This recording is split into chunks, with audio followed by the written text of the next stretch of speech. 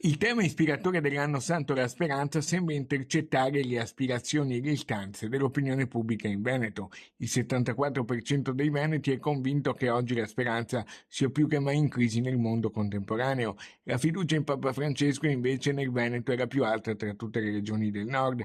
Il 63% dei veneti intervistati spera che nel corso del 2025 cresca ancora l'impegno per la pace in tutte le aree di guerra. Sono questi alcuni dei dati più significativi emersi dall'indagine condotta all'avvio del Giubileo dell'Istituto Nazionale di Ricerca Demopolis diretto da Pietro Vento. A questo si è aggiunto un ulteriore campionamento di 500 intervistati nella nostra regione, che ha portato i risultati che oggi Media Nord-Est può presentarvi in esclusiva. Il 74% dei veneti si fida di Papa Francesco, piace la sua sintonia con i bisogni reali delle famiglie, la chiarezza, la spontaneità delle sue parole. Per 6 veneti su 10, secondo la ricerca realizzata tra il 3 e il 10 gennaio in Veneto, il magistero di Francesco si caratterizza per il continuo richiamo alla pace, contro l'odio e le guerre.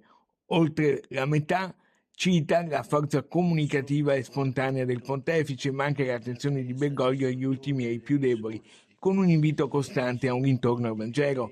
4 su 10 lamentano l'impegno del Papa per una Chiesa accogliente nei confronti di tutti. 3 veneti su 10, infine, citano l'attenzione verso i giovani come protagonisti del futuro, come tratto distintivo del magistero papale. Anche se in ripresa si ferma sotto il 50% la fiducia espressa nella Chiesa, un dato che si spiega anche con la progressiva riduzione della pratica religiosa. Si dichiara cattolico il 70%, ma va detto che appena un veneto su 5 si dichiara di fatto oggi praticante.